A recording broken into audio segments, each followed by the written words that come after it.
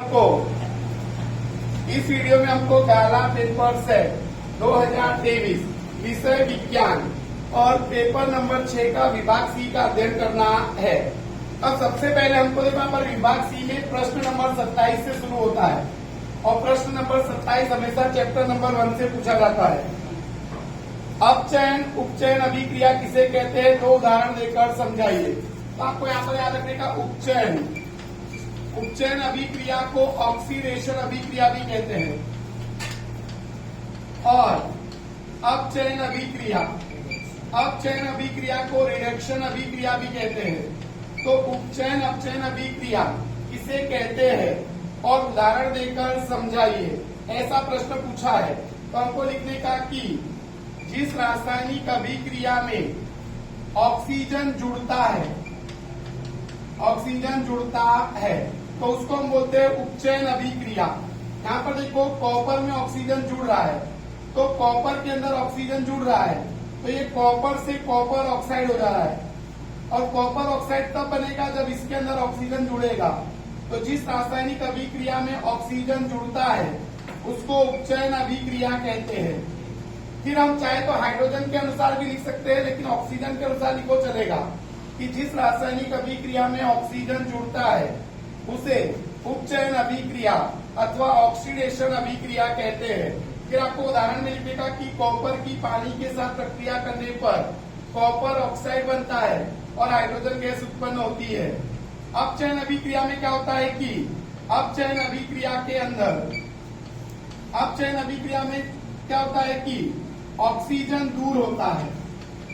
जिस रासायनिक अभिक्रिया में ऑक्सीजन क्या होता है, दूर होता है, तो उसको हम बोलते हैं अपचयन अभिक्रिया अथवा रिडक्शन अभिक्रिया कहते हैं।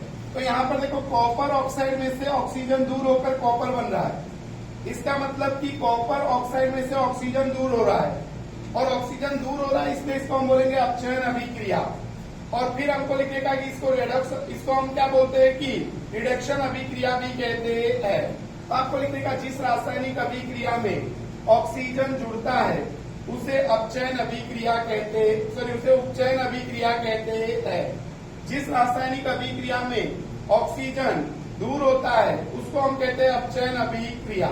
तो आपको लिखने का जिस रासायनिक अभिक्रिया में ऑक्सीजन जुड़ता है उसे उपचयन अभिक्रिया कहते हैं और जिस रासायनिक अभिक्रिया में ऑक्सीजन दूर होता है उसको अपचयन अभिक्रिया कहते हैं। तो ये पहले प्रश्न का हमारा आंसर हो जाएगा। प्रश्न नंबर 28 है, कॉपर के विशुद्धिकरण की विद्युत अपघटन पद्धति आकृति बनाकर समझाइए। अब देखो यहाँ पर हमको विद्युत अपघटन पद्धति समझानी है। विद्युत अपघटन पद्धति जिसको हम कहते हैं विद्युत अपघटनी पद्धति, हमारे किताब में लिखा हुआ है विद्युत अपघटनी पद्धति।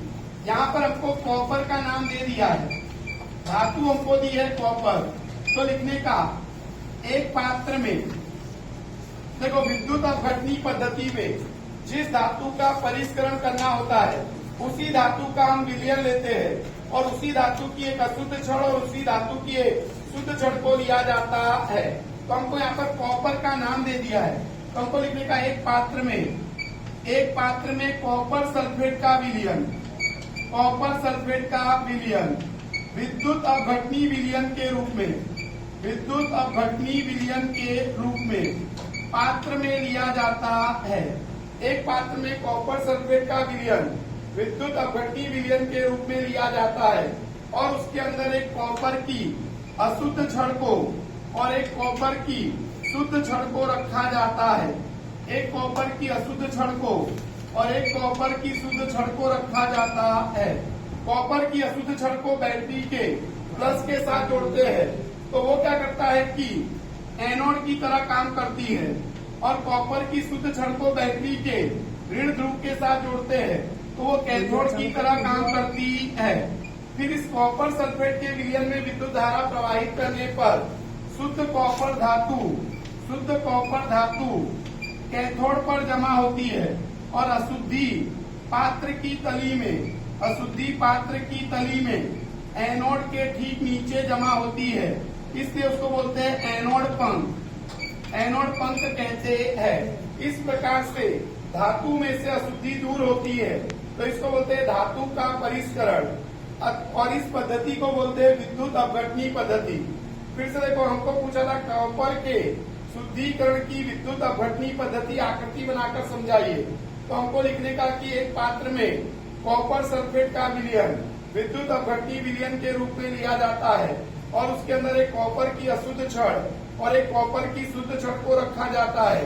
कॉपर की अशुद्ध छड़ को बैटरी के धन ध्रुव के साथ जोड़ते हैं तो वो एनोड की तरह काम करती है, और शुद्ध छड़ को बैटरी के ऋण ध्रुव के साथ जोड़ते हैं तो वो कैथोड की तरह काम करती है। फिर इस कॉपर सल्फेट के विलयन में विद्युत धारा प्रवाहित करने पर शुद्ध कॉपर धातु कैथोड पर जमा होती है और अशुद्धि पात्र की तली में एनोड के ठीक नीचे जमा होती है, तो उसको हम एनोड पंख कहते हैं। अब इसके अथवा का जो प्रश्न है वो बहुत सरल प्रश्न पूछा गया है। प्रश्न ऐसा है कि धातु के भौतिक गुणधर्म, अब धातु के भौतिक गुणधर्म पूछे।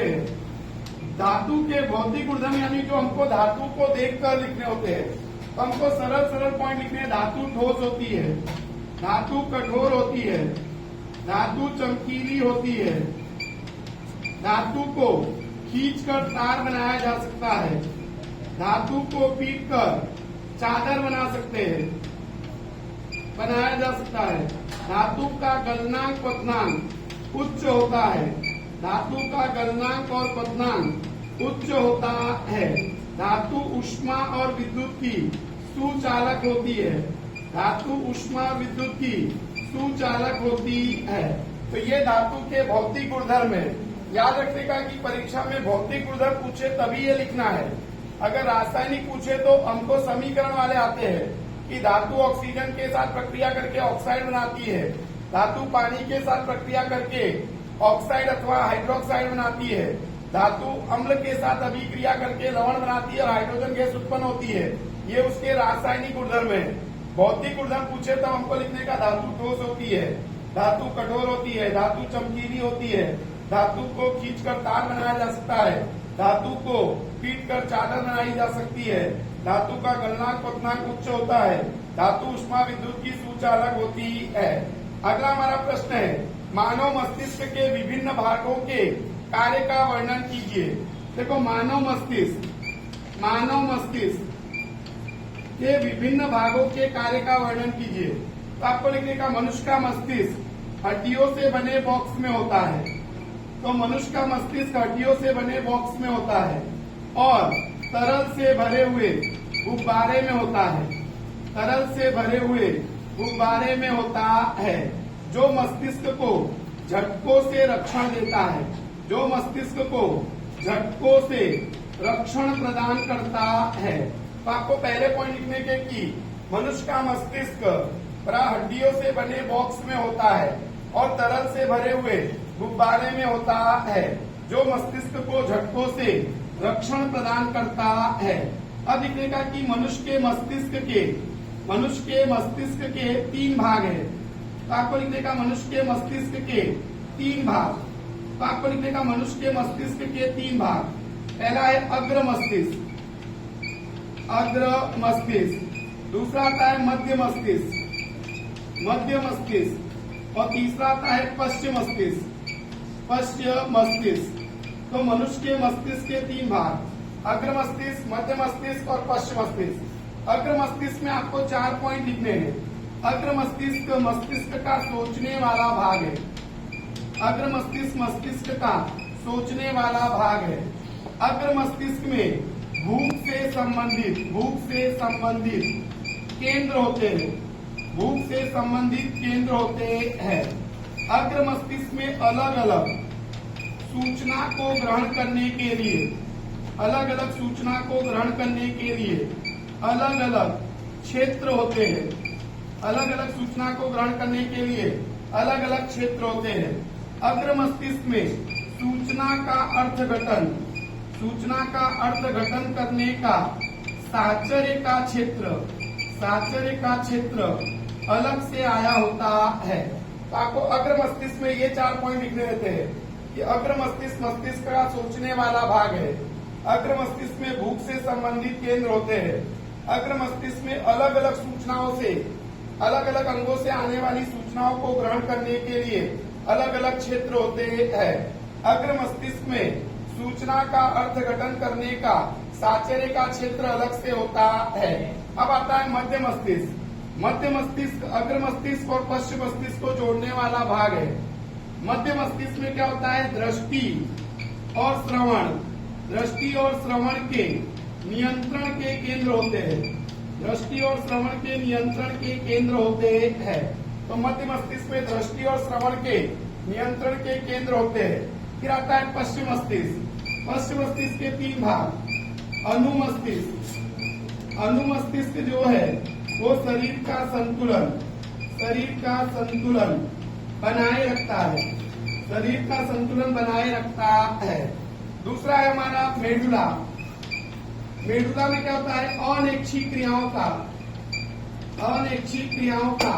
नियंत्रण करता है, अनैच्छिक क्रियाओं का नियंत्रण करता है।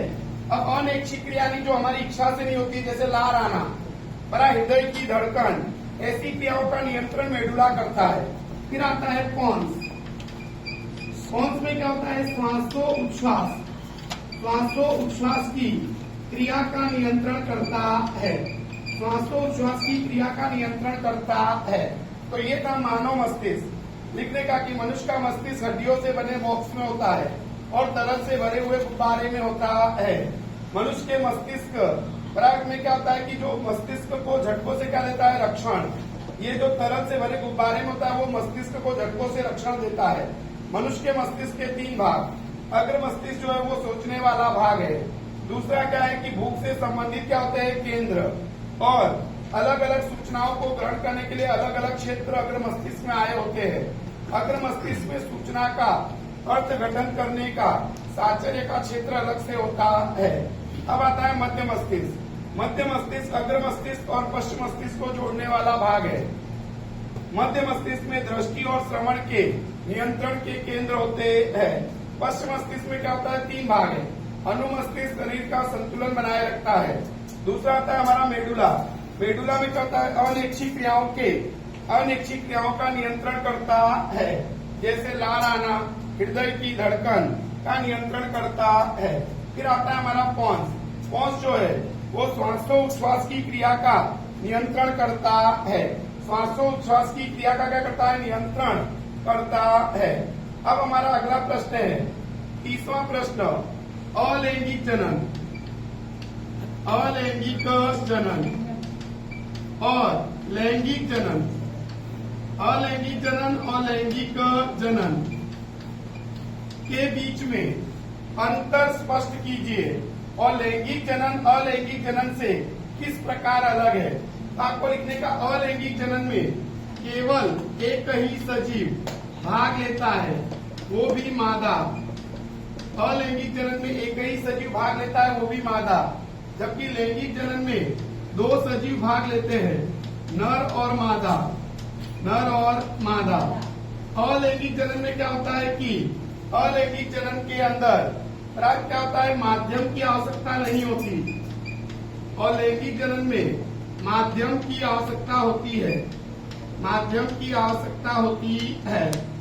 अलैंगिक जनन में क्या होता है कि आपको भिन्नता कम देखने को मिलती है, और लैंगिक जनन में आपको भिन्नता अधिक देखने को मिलती है।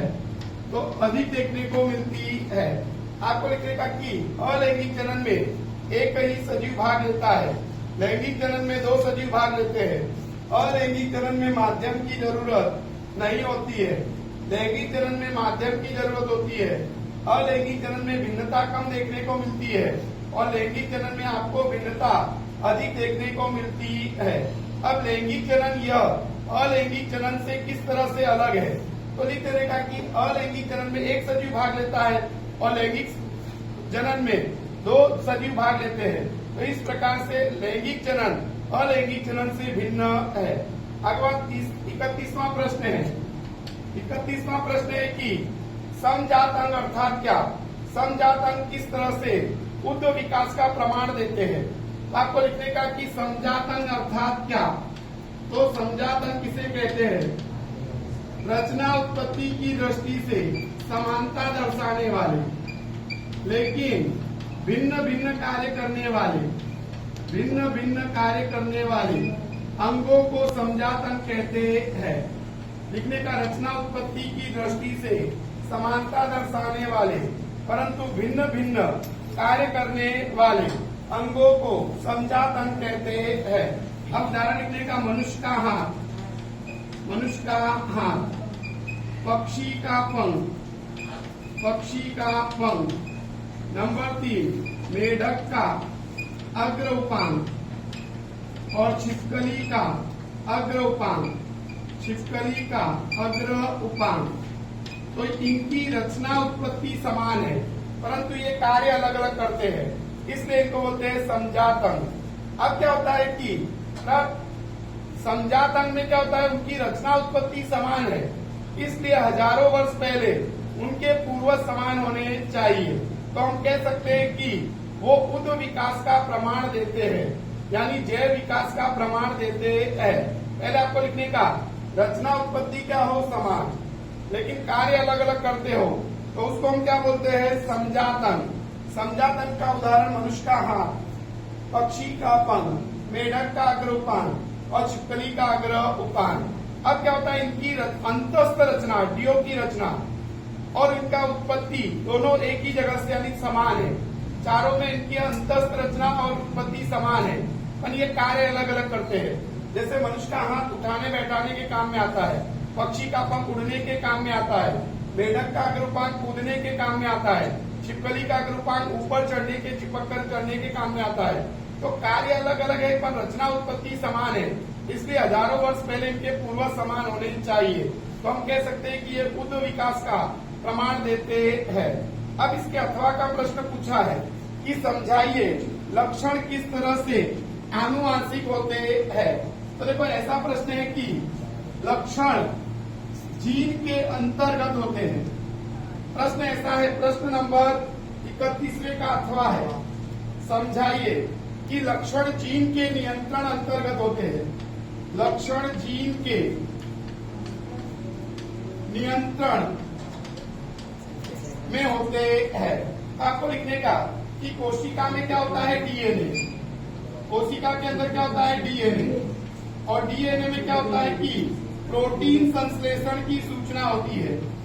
डीएनए कोशिका के अंदर होता है डीएनए और डीएनए में प्रोटीन संश्लेषण की सूचना होती है। डीएनए के जिस भाग में प्रोटीन संश्लेषण की सूचना होती है उसको बोलते हैं जीन। और प्रत्येक जीन एक विशिष्ट प्रकार का या विशेष प्रकार का प्रोटीन बनाते हैं, विशेष प्रकार का प्रोटीन बनाते हैं और जो लक्षणों की अभिव्यक्ति के लिए, लक्षणों की अभिव्यक्ति के लिए जवाबदार होता है। आपको लिखने का कोशिका में होता है डीएनए और डीएनए में प्रोटीन बनाने की क्या होती है, सूचना। डीएनए के जिस भाग में प्रोटीन बनाने की सूचना होती है उस भाग को हम बोलते हैं जीन। और प्रत्येक जीन एक विशेष प्रकार का प्रोटीन बनाता है जो लक्षणों की अभिव्यक्ति के लिए जवाबदार होता है। अब उदाहरण लिखने का कि पौधे की ऊंचाई, पौधे की जो ऊंचाई है वो ऊंचाई वृद्धि प्रेरक अंतःस्राव के कारण होती है। वृद्धि प्रेरक अंतःस्राव के कारण होती है और ये अंतःस्राव प्रोटीन के बने होते हैं और प्रोटीन बनाने का काम है जीन का। अगर जीन अधिक मात्रा में प्रोटीन बनाएगा तो अधिक मात्रा में वृद्धि प्रेरक अंतःस्राव बनेगा और पौधे की लंबाई अधिक होगी और पौधा लंबा हो जाता है। अगर जीन कम मात्रा में प्रोटीन बनाए तो कम मात्रा में क्या बनेगा, अंतःस्राव और पौधे की ऊंचाई कम होगी और पौधा बौना हो जाता है। तो हम कह सकते हैं कि जो लक्षण है वो जीन के नियंत्रण के अंतर्गत होते हैं। लक्षणों पर जीन का नियंत्रण होता है। तो आपको क्या लिखने का कि लक्षण जीन के नियंत्रण के अंतर्गत होते हैं, समझाइए। तो आपको लिखने का कि कोशिका में डीएनए होता है और जो डीएनए है उसके अंदर प्रोटीन बनाने की क्या होती है, सूचना। और क्या होता है कि डीएनए के जिस भाग में प्रोटीन बनाने की क्या होती है, सूचना, उसको हम बोलते हैं जीन। प्रत्येक जीन एक विशेष प्रकार का प्रोटीन बनाता है जो लक्षणों की अभिव्यक्ति के लिए जवाबदार होता है। अब आपको लिखने का कि पौधे की ऊंचाई वृद्धि प्रेरक अंतःस्राव के कारण होती है। यह अंतःस्राव प्रोटीन का बना होता है और प्रोटीन बनाने का काम जीन करता है। अगर जीन अधिक मात्रा में प्रोटीन बनाए तो अधिक मात्रा में अंतःस्राव बनेगा और पौधे की ऊंचाई अधिक होगी, पौधा लंबा होगा। लेकिन जीन अगर कम मात्रा में प्रोटीन बनाए तो क्या होगा कि कम मात्रा में अंतःस्राव बनेगा, और कम मात्रा में अंतःस्राव बनेगा तो पौधे की ऊंचाई कम होगी, यानी पौधा बौना होता है। तो हम कह सकते हैं कि लक्षणों पर जीन का नियंत्रण होता है। अगला हमारा प्रश्न है प्रश्न नंबर 31।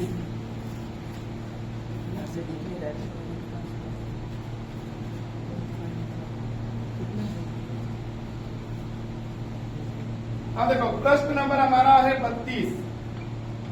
प्रश्न नंबर 32 में कह रहा है कि प्रश्न नंबर 32 है कि उत्तल दर्पण के सामने वक्रता केंद्र पर रखी गई वस्तु के प्रतिबिंब का क्या बताओ स्थान। तो देखो यहाँ पर उत्तल दर्पण के सामने वक्रता केंद्र पर क्या रखी है वस्तु, तो उत्तल दर्पण कह रहा है। यहाँ पर देखो उत्तल दर्पण, लेकिन मेरे ख्याल से यहाँ पर होना चाहिए था अवतल दर्पण। अवतल दर्पण के सामने वक्रता केंद्र पर वस्तु रखी है, उसके प्रतिबिंब का क्या बताना है स्थान, प्रकार और आकार। आपको यहाँ पर छपा है उत्तल दर्पण, पर आपको यहाँ पर अवतल दर्पण लेना है। तो यहाँ पर आएगा अवतल दर्पण। अब ये अवतल दर्पण है और अवतल दर्पण में ये आ गया मुख्य अक्ष, ये ध्रुव, मुख्य फोकस और वक्रता केंद्र। अब कह रहा है अवतल दर्पण के सामने वक्रता केंद्र पर वस्तु रखी है ए और बी, तो वस्तु को वक्रता केंद्र पर रखो। अब वस्तु के ए बिंदु में से दो किरण निकालो, एक मुख्य अक्ष के समांतर और एक मुख्य फोकस में से। जो किरण मुख्य फोकस में से आपतित हो रही है वो क्या होगा, मुख्य अक्ष के समांतर हो जाएगी जब उसका परावर्तन होगा तब। और जो मुख्य अक्ष के समांतर है वो जब परावर्तन होता है तो मुख्य फोकस से गुजरेगी, तो मुख्य फोकस से गुजरती है। अब दोनों एक दूसरे को जहां काटे वहां लिखने का ए डैश, यहाँ से लंब डाला लिखने का बी डैश। तो प्रतिबिंब हमारा बनेगा जहां पर वक्रता केंद्र पर वस्तु रखी है वहीं पर प्रतिबिंब बनता है। तो प्रतिबिंब बनेगा वक्रता केंद्र पर, तो आपको प्रतिबिंब का स्थान लिखने का वक्रता केंद्र। अब बात आती है प्रकार की, तो प्रकार आएगा हमारा कैसा, तो वास्तविक और उल्टा। तो वास्तविक और उल्टा। और बराबर आकार जो है, तो आकार में आएगा कि वस्तु के बराबर होता है। तो इस प्रकार से अवतल दर्पण के सामने वक्रता केंद्र पर रखी वस्तु के प्रतिबिंब का स्थान, प्रकार और आकार जरा आकृति बनाकर समझाइए। तो आपको अवतल दर्पण बनाना है। अवतल दर्पण पर उसने कहा वक्रता केंद्र पर वस्तु को वहां रखने का। ए में से दो किरण निकालो, एक मुख्य अक्ष के समांतर और एक मुख्य फोकस में से। बराबर मुख्य फोकस में से जो आपतित हो रही है उसका परावर्तन होगा तो मुख्य अक्ष के समांतर हो जाएगी, और मुख्य अक्ष के जो समांतर है उसका परावर्तन होगा तो मुख्य फोकस से गुजरती है। दोनों एक दूसरे को जहां काटे वहां लिखने का ए डैश, यहाँ से लंब डालो बी डैश। अब प्रतिबिंब कहाँ बन रहा है, वक्रता केंद्र पर। दर्पण के सामने प्रतिबिंब बन रहा है, इसलिए वास्तविक उल्टा। और कैसा बन रहा है, तो वस्तु के बराबर साइज का बनता है। इसके अथवा में एक सवाल पूछा है। सवाल ऐसा है कि 30 सेमी फोकस दूरी वाले 30 सेमी फोकस दूरी दी है, तो बराबर 30 सेमी फोकस दूरी वाले अवतल लेंस, तो यहाँ पर अवतल लेंस 30 सेमी फोकस दूरी वाले अवतल लेंस के सामने मुख्य अक्ष के लंबवत वस्तु रखी गई है। यदि वस्तु को लेंस से 20 सेमी दूरी पर रखा जाए तो प्रतिबिंब का स्थान ज्ञात करो। प्रश्न ऐसा था कि 30 सेमी फोकस दूरी वाले अवतल लेंस के सामने मुख्य अक्ष के लंबवत वस्तु रखी गई है 20 सेमी दूरी पर। तो वस्तु की दूरी को हम यूं बोलते हैं। तो हमको प्रतिबिंब की दूरी क्या करनी है, ज्ञात। तो सबसे पहले हमको क्या करने का कि मैंने बताया था इस 10वें चैप्टर के सवाल में पहला जो शब्द होता है वो बताएगा चिन्ह। तो चिन्ह हमको अवतल के लगाने हैं। अवतल में खाली क्या होता है कि H+ होता है, बाकी सब माइनस, तो यहाँ पर माइनस। अब दूसरा शब्द जो होता है वो हमारे को सूत्र बताता है, तो सूत्र हमको लेंस का लगाना है। 1/v माइनस 1/u बराबर 1/f। हमको यहाँ पर v निकालना है, तो हमको 1/u को उस तरफ ले जाएंगे तो ये माइनस का हो जाएगा प्लस। अब क्या करना है, 1/v, यहाँ पर 1/f देखो 30 है माइनस का, तो माइनस आगे आ जाएगा। अब देखो यहाँ पर u का मान है कितना, 20, तो माइनस का 20 है, तो ये माइनस माइनस हम प्लस कर देंगे, माइनस माइनस प्लस 1/v। यहाँ पर 30 और 20 का रास्ता हो जाएगा 60। अब 30 दूनी 60, तो 2 एकम 2। यहाँ पर आ जाएगा 20, तो 20 तिया 60, 3 एकम 3। अब यहाँ पर आएगा 1/v, 1/v। अब 1/v में देखो यहाँ पर 1/ हमको क्या निकालना है, v, तो 1/ यहाँ पर क्या हो जाएगा 1/60, तो v बराबर आ जाएगा हमारा 60, तो v बराबर हमारा आएगा 60। तो यहाँ पर देखना है कि हमको क्या कह रहा था कि 30 सेमी फोकस दूरी वाले अवतल लेंस के सामने 20 सेमी दूरी पर क्या रखी है, वस्तु। 20 सेमी दूरी पर वस्तु रखी है और हमको प्रतिबिंब का क्या निकालना था, स्थान। तो प्रतिबिंब का स्थान आएगा हमारा v बराबर 60 सेमी, तो v बराबर हमारा आ जाएगा 60 सेमी। अब हमारा इसके अगला प्रश्न जो है, उसमें क्या करना है कि हमको 3 प्रतिरोध दिए गए हैं और 3 प्रतिरोध दिए गए हैं। तो देखो यहाँ पर हमको 3 प्रतिरोध दिए गए हैं। सवाल नंबर 33 पर, सवाल नंबर 33 में 3 प्रतिरोध है। R1 है हमारा 5 ओम, R2 और R3। तो R2 हमारा है 30, तो R2 हमारा है 10 ओम और R3 हमारा 30 ओम और 12 वोल्ट की बैटरी के साथ इसको कह रहा है कि समांतर क्रम में जोड़ा है, यानी पार्श्व क्रम संयोजन में जोड़ा है, पार्श्व क्रम संयोजन में जोड़ा गया है। तो अब कह रहा है कि प्रत्येक अवरोध में से गुजरने वाली विद्युत धारा का मान और कुल परिपथ का कुल विद्युत धारा का मान और कुल प्रतिरोध ज्ञात करो। यानी हमको क्या ज्ञात करना है, प्रत्येक अवरोध में से बहने वाली विद्युत धारा, यानी हमको निकालना है I1, I2 और I3। और कह रहा है कि कुल क्या निकालो, विद्युत धारा। तो कुल विद्युत धारा यानी हमको क्या निकालना है, I। और फिर कह रहा है कि कुल प्रतिरोध ज्ञात करो, यानी क्या ज्ञात करना है, R ज्ञात करना है। तो सबसे पहले हम R ज्ञात करेंगे। पार्श्व के लिए R का सूत्र होता है 1/R बराबर 1/R1 plus 1/R2 plus 1/R3। 1/R, R1 कितना है हमारा, तो 5, R2 हमारा है 10, R3 हमारा है 30, टोटल तीनों का लसा आएगा 30। यहाँ पर देखो 5 6 30, 6 कम 6, 10 तिया 30, 3 एकम 3, 30 एकम 30, 1 एकम 1। 1/R बराबर 10/30, तो R बराबर 30/10। यहाँ पर R बराबर हो जाएगा 10 तिया 30, तो 3 ओम हमारा आएगा R। तो R हमारा आ गया 3 ओम। अब हमको निकालना है V बराबर IR, V बराबर IR। तो V का मान हमारा 12 है और I हमको निकालना है। R हमारा कितना आया है, तो R हमारा देखो यहाँ पर कितना आया, तो 3, तो I बराबर 12/3, 3 चौक 12, तो I बराबर हो जाएगा 4 एम्पियर, 4 एम्पियर। अब हमको देखो I1 निकालना है, तो मैंने बताया था I1 निकालने के लिए I1 बराबर V/R1, I2 निकालना हो तो V/R2, I3 निकालना हो तो V/R3। तो V हमारा देख लो कितना है 12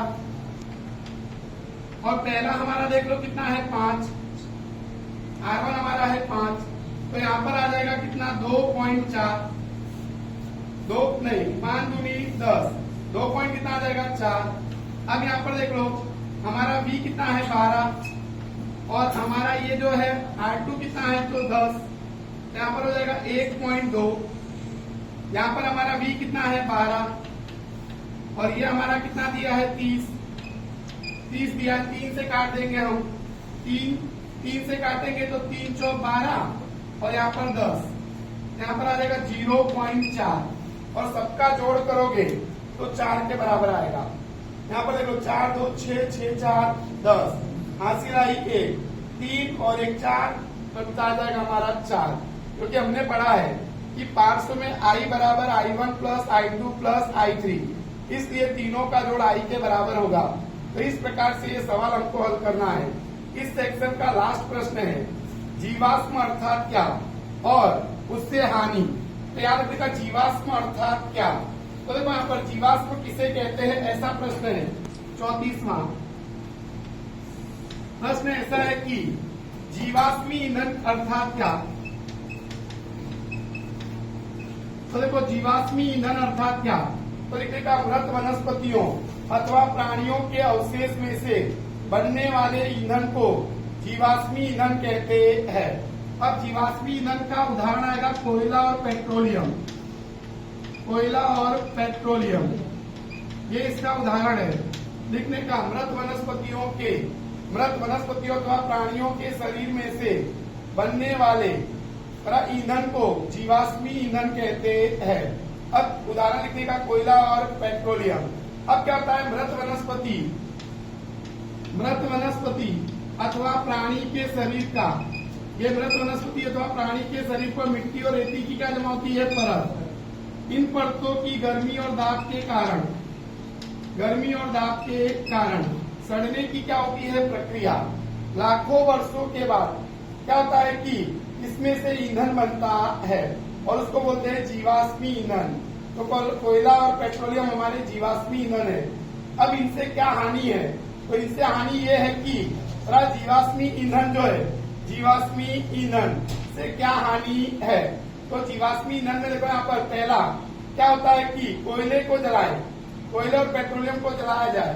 तो एक तो कोयला और पेट्रोलियम पुनः अप्राप्य ऊर्जा के क्या है स्रोत, पुनः अप्राप्य ऊर्जा के क्या है स्रोत। दूसरी बात तो क्या है कि अगर हम इनका ज्यादा उपयोग करेंगे तो ये भविष्य में खत्म हो सकते हैं। कोयला और पेट्रोलियम जो है इसको जलाने पर CO2 यानी कार्बन डाइऑक्साइड गैस उत्पन्न होती है, जिसके कारण ग्रीन हाउस असर उत्पन्न होती है। और कोयला और पेट्रोलियम को जलाने पर SO2 और NO2 जैसी गैस उत्पन्न होती है, जिसके कारण अम्लीय वर्षा या एसिड वर्षा होती है। तो ये था जीवाश्मी ईंधन किसे कहते हैं और उससे हानि। तो जीवाश्मी ईंधन किसे कहते हैं, उससे हानि। तो ये अपना सेक्शन C।